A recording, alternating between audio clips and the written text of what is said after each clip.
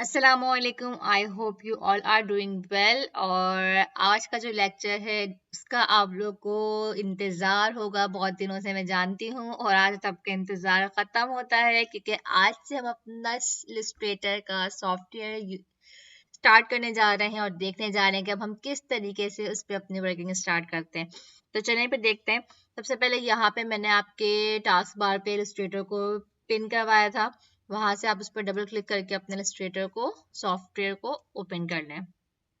इस तरीके से ये आपका इलस्ट्रेटर ओपन होने में थोड़ा सा टाइम लगाएगा और फिर आपका ये देखें, ये आपका सॉफ्टवेयर आपके पास ओपन हो जाएगा। अब यहाँ से आपको ऊपर ये फाइल, एडिट, ऑब्जेक्ट, ये तमाम आपको ऑप्शंस मिल रहे होंगे। इसका भी यहाँ पे कुछ समझने का नहीं है। मेन हमें यहाँ से अपना क्रिएट करना होता है। क्रिएट हमें क्या करना होता है, अपना एक डॉक्यूमेंट क्रिएट करना होता है जिस पे हमें काम करना होता है। उसके तमाम सेटिंग्स को हम कस्टम करते हैं। तो वो हम करते हैं क्रिएट न्यू के ऑप्शन से। अगर आपको डायरेक्ट कोई इमेज अपने सिस्टम से लेनी है, उठानी है, तो उसके लिए आप ओपन के ऑप्शन पे क्लिक करेंगे। लेकिन हम यहाँ पे क्रिएट न्यू पे करेंगे। हम अपना एक न्यू डॉक्यूमेंट बना रहे हैं, हमें अपनी एक न्यू वर्किंग कर रहे हैं, कोई कुछ भी डिजाइन कर रहे हैं, तो उसके लिए आपको क्रिएट न्यू पे सेलेक्ट करना होगा। अब देखें, यहाँ पे आपके पास कुछ कस्टम ऑलरेडी टेम्पलेट्स आपके पास बने बनाए मौजूद होंगे आपके इलिस्ट्रेटर पे। A4 साइज अगर आपको चाहिए कि A4 साइज पे आप वर्किंग करना चाहते हैं, आपका डिजाइन A4 साइज के पेज का हो, तो उसके लिए आप यहाँ से डायरेक्ट A4 साइज सेलेक्ट कर लें। लेटर हेड का साइज, अगर आप लेटर हेड डिजाइन कर रहे हैं, आपको लेटर हेड का साइज नहीं पता एग्जैक्ट, तो आप यहाँ से ऑलरेडी टेम्पलेट बना बनाया साइज लेटर हेड का यहाँ से लेकर सेलेक्ट कर सकते हैं। तो आपका ऑटोमेटिक क्रिएट हो जाएगा आपके आर्टबोर्ड का साइज। यहाँ से अगर आप वेब के लिए, वेब पेज के लिए आपको डिजाइनिंग कर रहे हैं और आपको उसका साइज नहीं पता, तो आप यहाँ से डायरेक्ट ये बना बनाया टेम्पलेट्स आप यहाँ से यूज कर सकते हैं। ये देखें, यहाँ पे और भी है मोबाइल के, वेब के, प्रिंटिंग के।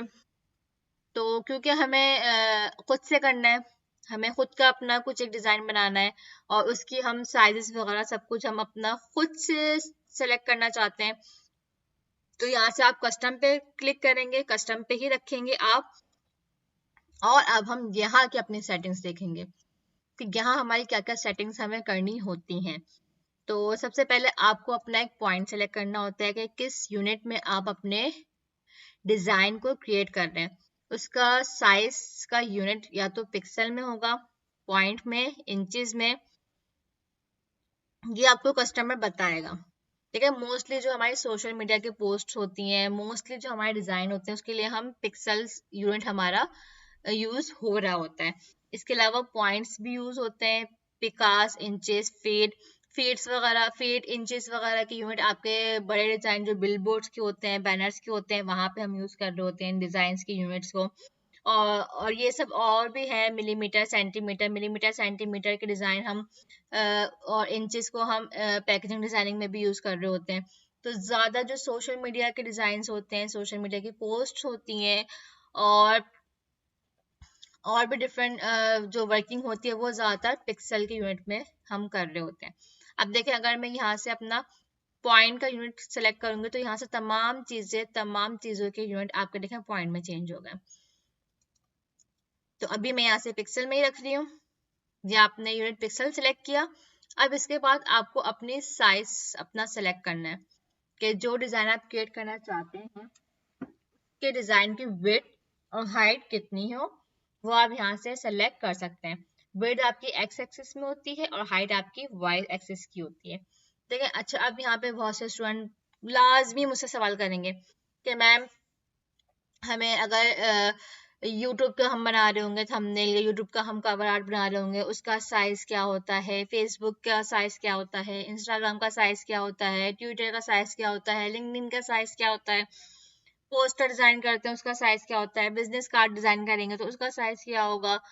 तो ये सब चीजें जब हम एक एक डिजाइन को हम डिटेल में जब हम पढ़ रहे होंगे, रीड कर रहे होंगे कि आपके सोशल मीडिया पोस्ट के डिज़ाइन के साइजेस क्या होते हैं, आपके बैनर्स के, फ्लायर्स के, ब्रोशर्स के, इन सब के डिज़ाइंस के साइजेस क्या होते हैं, तो हम ये जब उन कैटेगरीज पे जाएंगे तब हम डिस्कस करेंगे। अभी हमारा जो स्टैंडर्ड साइज होता है जिस पे आपको वर्किंग करनी है वो 1200 बाय 1200 पिक्सल आप यहाँ से सिलेक्ट कर लें। अच्छा, ये सेकेंड अब ऑप्शन है आपका, ये ब्लीड एरिया होता है। तो ये ब्लीड एरिया क्या होता है, ये कहाँ, अभी हमारा ब्लीड एरिया का कोई काम नहीं है। ब्लीड एरिया हम जब भी प्रिंटिंग के लिए कोई डिजाइन कर रहे होते हैं उसके लिए हम ब्लीड एरिया जो हमारे साइड्स के स्पेस होते हैं कोई ना तो उसको हम कुछ छोड़ते हैं, तो वो जो हमारा एक्स्ट्रा एरिया होता है उसको हम ब्लीड एरिया कहते हैं। तो जब हम ये प्रिंटिंग के अपना डिजाइन कर रहे होंगे तब हम वहाँ पे इसको देखेंगे कि ब्लीड एरिया हम किस तरीके से यहाँ पे सिलेक्ट करते हैं। अच्छा, इसके बाद हमारा कलर मोड है कि यहाँ से आपको कलर मोड, आपके पास यहाँ पे दो ऑप्शन होंगे, एक RGB कलर मोड और एक CMY के कलर मोड। अच्छा देखें, जब भी सोशल मीडिया के लिए हम डिजाइनिंग कर रहे होते हैं कि आपका कस्टमर ऐसा जिसको सिर्फ अपने सोशल मीडिया पे वो पोस्ट क्रिएट करनी होती है, प्रोफाइल लगानी होती है, बैनर्स बनाने होते हैं, यूट्यूब के हो गए और फेसबुक का हो गया, तो ऐसे डिजाइन जो आगे फर्दर प्रिंटिंग के प्रोसेस के लिए नहीं जाएंगे, तो उनके लिए जो आपको कलर मोड सेलेक्ट करना है वो RGB होगा। और अगर आप प्रिंटिंग के लिए डिजाइनिंग कर रहे हैं, जैसे कि आपके बिजनेस कार्ड हो गए और आपके लेटर हेड हो गए, आपके सीवी हो गए, सीवी का डिजाइन हो गया, और आपके बैनर्स के डिजाइन हो गए, और बिलबोर्ड के लिए आपको डिजाइनिंग कर रहे हैं, ब्रोशर्स के लिए डिजाइनिंग कर रहे हैं, किसी कंपनी के प्रोफाइल आप बना रहे हैं, तो वो तमाम चीजें जो आपको पता है कि आगे कस्टमर उसके प्रिंटिंग की एप्लीकेशन भी करवाएगा, तो उन डिजाइनिंग के लिए हम कलर मोड अपना CMY के कलर मोड रखते हैं। ठीक है, ये क्लियर हो गया आपको कि RGB हम उन डिजाइनिंग के लिए कलर मोड रखेंगे जिनकी फर्दर आगे प्रिंटिंग का प्रोसेस नहीं होगा, और अगर हम प्रिंटिंग के लिए डिजाइनिंग का क्रिएट कर रहे होंगे जिसको प्रिंटिंग प्रोसेस से आगे गुजरना होगा, तो उनके लिए हम कलर मोड CMY के रखेंगे। अभी मैं यहाँ से RGB सेलेक्ट कर रही हूँ। अच्छा, इसके बाद जो आपका रास्टर इफेक्ट है, यहाँ से आपकी ये रेजोल्यूशन कहलाती है आपकी, और आपकी मिनिमम रेजोल्यूशन 300 होनी चाहिए। अगर आप 300 से लोअर चले जाएंगे, 150, 72, 36, अगर आप 150, 72 रखेंगे तो उसमें आपका डिजाइन क्लियर नहीं होगा, थोड़ा सा उसमें ब्लरनेस सा इफेक्ट आएगा। तो 300 मिनिमम आपकी डिजाइन की, आपकी अच्छी एक वेक्टर इमेज क्रिएट करने के लिए आपकी जो रेजोल्यूशन होनी चाहिए आपके डिजाइन की वो 300 मिनिमम होनी चाहिए। आप इससे ज्यादा भी इसको रख सकते हैं, लेकिन मिनिमम आपकी 300 होनी चाहिए। अच्छा, प्रीव्यू मोड आप यहाँ से डिफॉल्ट ही रखें, इसको आपको कुछ भी चेंज करने की जरूरत नहीं है। यहाँ से आपका आर्ट बोर्ड के आप ओरिएंटेशन भी चेंज कर सकते हैं, अगर आप इस ओरिएंटेशन पे चाह रहे हो तो आप इस पे कर लें, इस तरीके से चाह रहे हो। और यहाँ से अपना आर्ट बोर्ड का साइज, अगर आपको 2 आर्ट बोर्ड पे काम करना है, 3 पे काम करना है, तो यहाँ से अपने आर्ट बोर्ड के साइज भी इंक्रीज कर सकते हैं। अभी हमें सिर्फ 1 पे काम करेंगे तो अभी हम यहाँ से 1 ही सिलेक्ट करते हैं। ये तमाम चीजें हमने अपनी यहाँ पे सेटिंग कर ली, तो अब हम यहाँ पे क्रिएट का ऑप्शन क्लिक कर देंगे। तो ये देखें, हमारा ये आर्ट बोर्ड हमारा क्रिएट हो गया है। ये एडोब इलस्ट्रेटर का इंटरफेस आपके पास ओपन होकर आ जाएगा, और ये आपका आर्ट बोर्ड है जिसको हम कैनवस भी कहते हैं, आर्ट बोर्ड भी कहलाता है हमारा। इसका साइज 1200 बाय 1200 है, जो आपने अभी इससे पहले डॉक्यूमेंट्स क्रिएट न्यू में आपने डॉक्यूमेंट्स पे अरेंज किया था। अच्छा, अब ये देखें, यहाँ पे आपको राइट पे, लेफ्ट पे कुछ नज़र आ रहे हैं, ऊपर नज़र आ रहे हैं, साइड पे नज़र आ रहे हैं, ये तमाम चीज़ें हम देखते हैं कि ये क्या है। तो सबसे पहले जो ऊपर हमारी ये लाइन है, ये हमारा मेन मेन्यू बार कहलाता है, और इसमें क्या क्या चीज़ें देखें, फाइल में यहाँ से हम न्यू डॉक्यूमेंट्स क्रिएट यहाँ से भी आप कर सकते हैं, और यहाँ से न्यू टेम्पलेट्स बने बनाए आप ले सकते हैं। इसके अलावा आपको फाइल अपने सेव करनी होती है एडोब इलस्ट्रेटर की, वो आप यहाँ से सेव कर सकते हैं। और जब हमें अपना वर्क एक्सपोर्ट करना होता है in the form of image या PNG के फॉर्म में, वो हम यहाँ से एक्सपोर्ट कर सकते हैं। इसके अलावा डॉक्यूमेंट्स के सेटअप हैं, सेटअप तमाम वही सब सेटअप है जो हमने बाहर भी किया था। अगर उसमें आप कुछ चेंजेस करना चाहें तो आप यहाँ से, अगर आप अपना यूनिट चेंज करना चाहें तो आप यहाँ से चेंज कर सकते हैं। अगर जैसे आपको गलत आपने यूनिट पहले चेंज ना किया हो, फिर आपको बाद में याद आया हो कि अरे मुझे तो पॉइंट में या पिक्सल में या इंचेस में वर्क करना था, तो आप यहाँ से अपने सेटअप पे जाकर डॉक्यूमेंट्स के यहाँ से भी सेटिंग को चेंज कर सकते हैं। इसके अलावा फाइल में प्रिंट का है यहाँ पे ऑप्शन। अच्छा, अब इसके बाद यहाँ पे एडिट के उसमें देखते हैं हम सेटिंग। यहाँ पे वो तमाम सेटिंग है जब हम यहाँ पे कोई भी शेप वगैरह क्रिएट करते हैं, कोई भी एलिमेंट हमारा होता है तो उसको कट करना हो, कॉपी करना हो, पेस्ट करना हो, और यहाँ से और सारी चीज़ें हैं जो हम तमाम उस ऑब्जेक्ट के ऊपर कलर की सेटिंग होती है वो तमाम हम यहाँ से एडिट में जाके कर सकते हैं। अच्छा, एडिट में आपको लास्ट में प्रेफरेंसेस के नाम से ये दिखेगा, ये इम्पॉर्टेंट चीज़ है, इसको हम ज़रा देखते हैं। यहाँ पे जर्नल सेटिंग में हम जाएंगे। यहाँ पे जर्नल सेटिंग में आपको कीबोर्ड की और डिसेबल ऑटो, ये तमाम वो सेटिंग है जो आपके इलस्ट्रेटर के सॉफ्टवेयर की होती हैं। अच्छा, इसमें आप यहाँ पे सिलेक्शन और एंकर से डिस्प्ले को आप सेलेक्ट कर सकते हैं कि आपका जो ये माउस है इसका डिस्प्ले किस तरीके से आपको दिखे, उसका एंकर आपको किस तरीके से दिखे, पॉइंट हैंडल आपको किस तरीके से दिखें। जो आपके इलस्ट्रेटर के अंदर एंकर्स के हैंडल्स होते हैं, अभी हम वो आगे डिस्कस करेंगे वो चीज़ें क्या होती हैं, तो वो किस तरीके से आपको शो हो, वो तमाम चीज़ें आप यहाँ से उसकी सेटिंग कर सकते हैं। इसके अलावा टाइप है, आप टेक्स्ट की यहाँ से तमाम सेटिंग कर सकते हैं। तमाम सेटिंग टेक्स्ट की हैं, फॉन्ट्स की हैं, साइज, न्यू एरिया टाइप, ये तमाम चीज़ें आप देखिएगा, खुद से एक्सप्लोर कीजिएगा इनको। यूनिट्स वही आप यहाँ से यूनिट की सेटिंग कर सकते हैं। गाइड्स एंड ग्रिड्स हैं कि हमारी गाइड्स एंड ग्रिड अभी हम आगे देखेंगे कि हमारी क्या होती हैं, हम कैसे रूलर गाइड को ओपन करते हैं, उसका कलर क्या हो, उसके लाइन का स्टाइल कैसा हो, डॉट्स में हो या लाइन में हो, वो तमाम आप यहाँ से इसकी सेटिंग कर सकते हैं। स्मार्ट गाइड्स होती हैं हमारी, और इसके अलावा और यहाँ पर फिलहाल कुछ नहीं है। तो ये तमाम सेटिंग्स प्रेफरेंसेस में होती हैं। ठीक है, अच्छा जी। इसके अलावा ऑब्जेक्ट है। ऑब्जेक्ट में हम यहाँ पर जब कोई भी ऑब्जेक्ट हमारी शेप होती है, कोई भी टेक्स्ट होता है, उसको हमें अलाइन करना हो, ट्रांसफॉर्म करना हो, ग्रुप करना हो, अनग्रुप करना हो, लॉक करना हो, तो ये तमाम चीज़ें एक्सपेंड अपीयरेंस अपीयरेंस ये सब क्या होता है, पाथ में क्या क्या चीज़ें आती हैं, शेप में हम उसको किस तरीके से, और पैटर्न में उसके क्या क्या ब्लेंड, एनवलप, डिस्टॉर्ट, ये तमाम ऑप्शंस जब हम आगे अपना स्टार्ट करेंगे वर्क, तो वहां पे हम तमाम ये सारी चीजें डिटेल में देखेंगे। अच्छा, सेलेक्ट में क्या है कि आप ऑब्जेक्ट को सेलेक्ट करें, आप बैकग्राउंड को सेलेक्ट करें, आप तमाम आर्टबोर्ड को सेलेक्ट करें, तो ये तमाम चीजें आपकी सेलेक्ट में आ जाती हैं।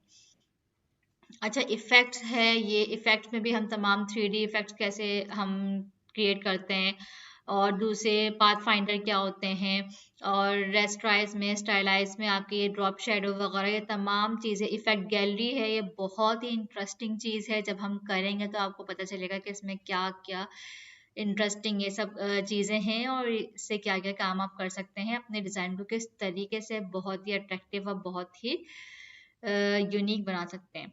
अच्छा, व्यू में आपका ये व्यू है कि आपको अपना सीपीयू का ये प्रीव्यू कैसा दिखे, आपको प्रीव्यू ऑन सीपीयू में आप इस तरीके से कर दें, या आप प्रीव्यू जीपीयू में करें तो आप अभी जीपीयू में रखिएगा अपना प्रीव्यू।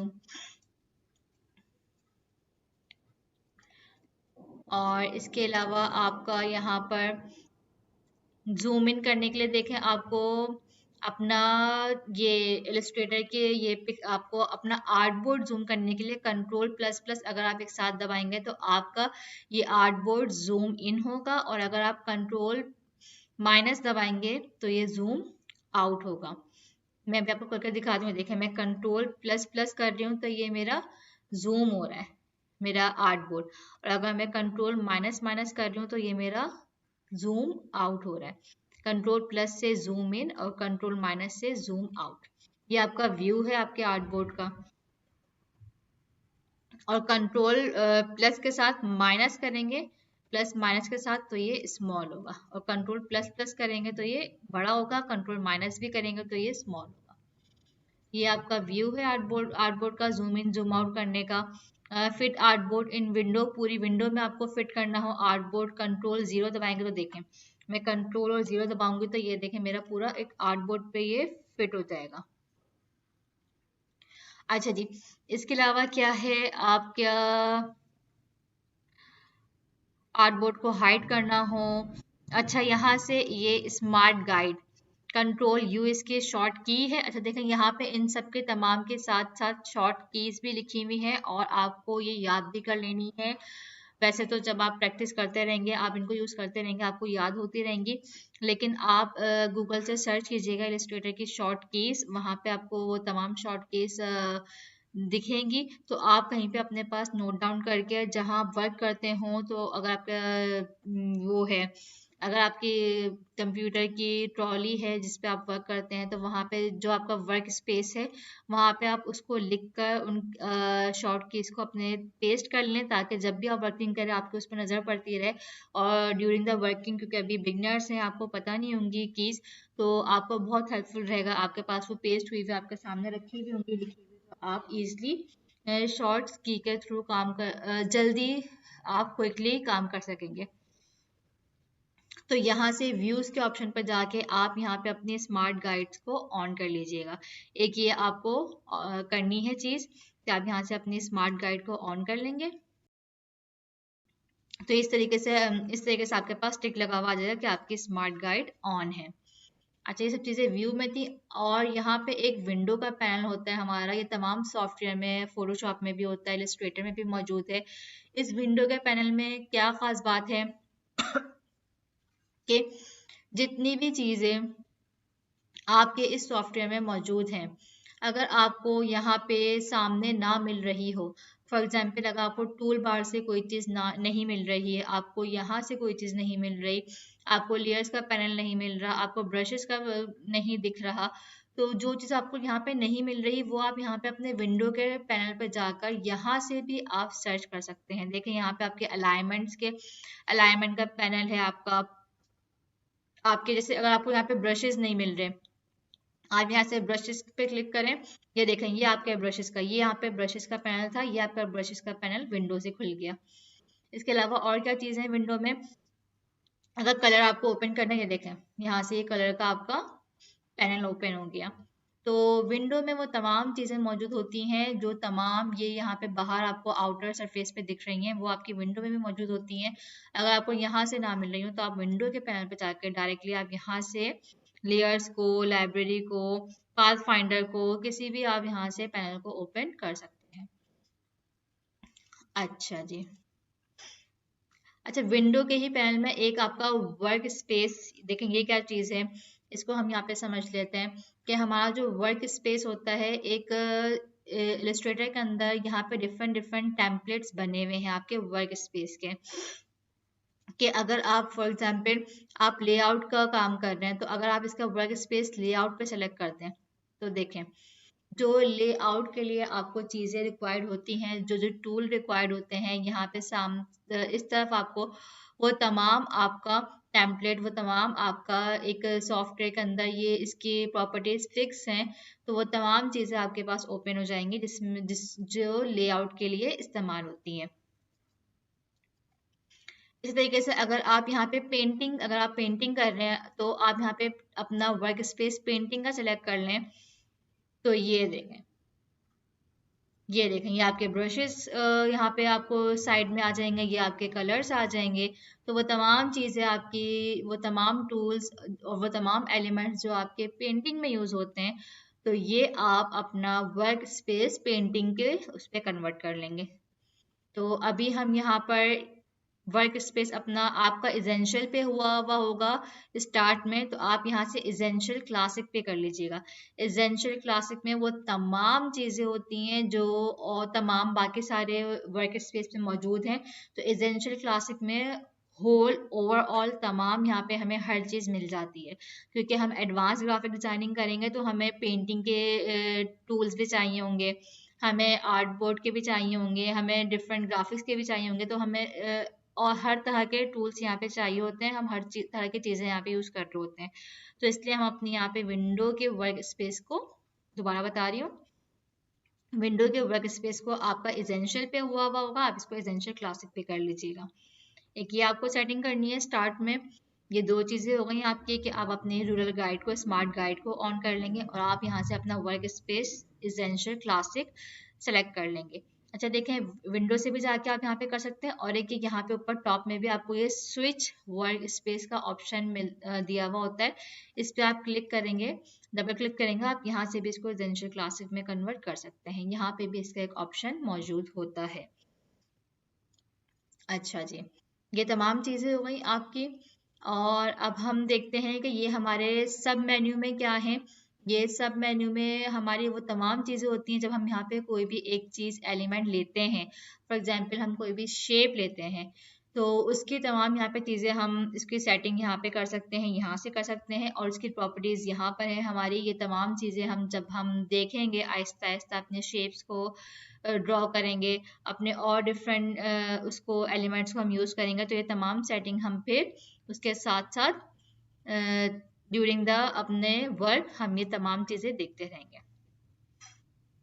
अच्छा जी, अब हम चलते हैं सबसे पहले जो ये हमारा लेफ्ट साइड पे आपका ये टूल बार कहलाता है। ये पूरा आपका एरिया टूल बार कहलाता है। यहाँ पे वो तमाम टूल्स हैं जो आपके इलस्ट्रेटर में डिजाइनिंग के दौरान आप इस्तेमाल करेंगे। अच्छा, आप यहाँ पे इसको उठा के, यहाँ से आप इसको उठा के यहाँ पे भी ला सकते हैं। आप कहीं पे भी इसको मूव कर सकते हैं अपनी आसानी के लिए। आप यहाँ पे इसको सामने भी रख के काम कर सकते हैं, आप चाहें तो यहाँ पे भी रख सकते हैं, और आप चाहें तो इसको साइड पे भी रहने दें। अच्छा, अब यहाँ पे देखें, यहाँ पे ऊपर आपको एक छोटा सा एरो दिख रहा होगा। अगर आप इस पर क्लिक करेंगे तो ये देखें आपका ये एक और अंदर ये जो आपका पैनल, इस पे सिर्फ इसके आइकॉन्स बने हुए हैं। ये आपका आइकॉन है कलर का, ये आपका आइकॉन है कलर गाइड का, ये आपका स्वेचेस का है, ये आपके ब्रशेस का है। तो अगर आप इसके ऊपर ये छोटे वाले एरो पे क्लिक करेंगे तो ये आपके पूरे पैनल की विंडो डिटेल के अंदर इसकी ओपन हो जाएगी। ये कलर की आपकी हो गई, ये कलर गाइड की हो गई, ये स्वेचेस में आपके ब्रशेस होते हैं, सिंबल्स होते हैं, ये आपके स्विचेस की लाइब्रेरी है, यहाँ पे ब्रशेस और सिंबल्स होते हैं। ये तमाम चीज़ें हम देखेंगे आगे। और आपकी ग्राफिक स्टाइल का पैनल होता है, यहाँ पे आप अपने इफेक्ट्स होते हैं आपके, वो तमाम आप अपने ऑब्जेक्ट के ऊपर, एलिमेंट के ऊपर आप यहाँ से उस पर लगा सकते हैं। और ये आपका नीचे लेयर का पैनल होता है। तो अगर आप इसको ओपन करेंगे तो ये ओपन हो जाएगा इस तरीके से, और अगर आप इस पर दोबारा क्लिक करेंगे स्मॉल एरो पे तो ये वापस से क्लोज हो जाएगी। ये देखें, ये वापस से ये पैनल क्लोज हो जाएगा।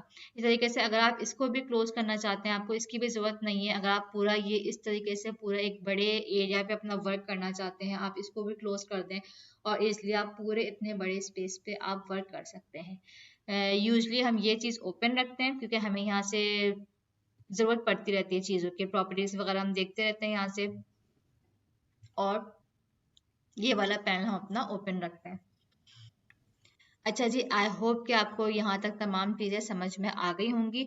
आप इसको खोलें, ओपन करें, और जितना मैंने अभी आपको आज समझाया है उन चीज़ों को आप देखें तमाम। आप मेन्यू बार में हर ऑप्शन को आप ओपन करें, उसमें क्या क्या चीज़ें अंदर आपको फर्दर दी हुई हैं वो सब आप खुद से जब देखेंगे, ओपन करेंगे, तब आपको और मज़ीद समझ में आएगा। तो आज के लेक्चर के लिए इतना ही। नेक्स्ट लेक्चर में हम अपने ये तमाम टूल्स को डिस्कस करना स्टार्ट करेंगे वन बाय वन, और फिर हम उसके साथ साथ यहाँ पे वर्किंग भी स्टार्ट करेंगे। तो नेक्स्ट लेक्चर के लिए इंतज़ार करें। तब तक के लिए अल्लाह हाफ़िज़।